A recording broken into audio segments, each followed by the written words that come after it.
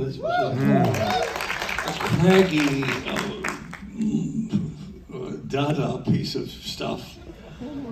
Very unsuitable for an adventure film like this. And I had tracked the entire movie with the score from Images. Did you really? And that wasn't Jaws. When we did that, it was a different movie. Oh, was it? No, when you saw the movie with the Images score, and you said, Interesting. You said, no, this isn't a Robert Altman picture. This is a pirate film. You were in Japan. I Remember? was We in talked Japan, about yeah. that.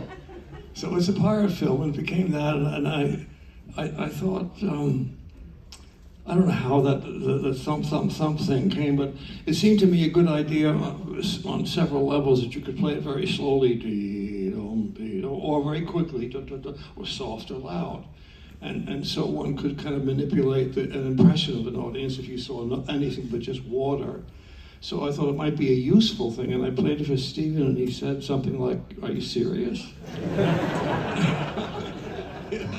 And I said, well, by the time we get the cellos and basses in the orchestra, Mrs. Slatkin, who was our principal cellist, I think it may work. So he said, let's try it. And we tried it, and he seemed happy, and so we did. But I was scared when you first played it for me on the piano, because I after you finished playing the dot dot dot on the piano, you looked up at me and you were smiling, and I started laughing because I thought, I didn't know you that well. I thought you were pulling my leg.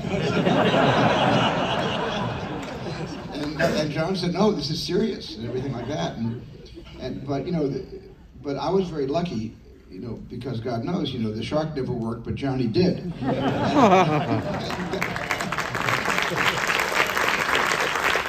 I think I'll just take a moment to say, John and Stephen, that the fanfare when the boat turns around and there's this sort of triumphant thing, which is really pure corn gold.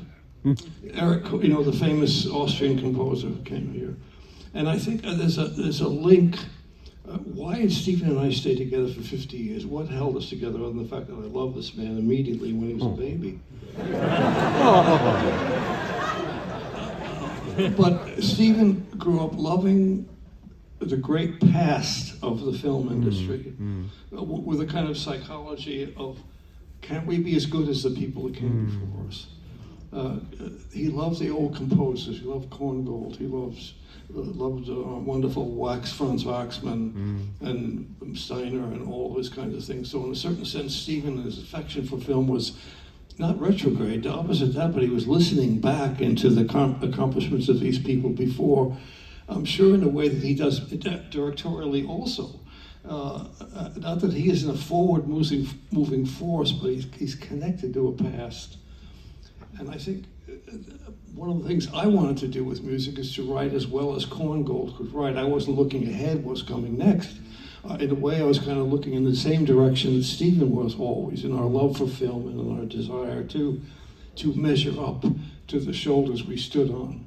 Something like that, I think, explains our mutual sympathy artistically. Yeah, because I always revered those composers. It was the Miklos Rocha, yes. It was the Franz Waxman, Korngold and Steiner, and then some other composers that weren't that well known but had made their imprimatur on those films. And because I always felt when I watched a movie from the past, I still feel that way now when I'm like watching TCM. Woo! Thank you. Ben Magowitz, thank you for being here.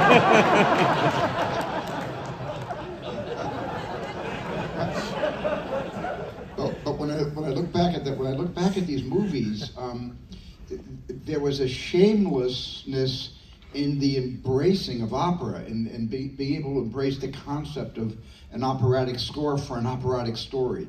And the bigger the story, the more heartfelt or albeit sentimental the story, the bigger you listen to Max Steiner's score for Gone with the Wind.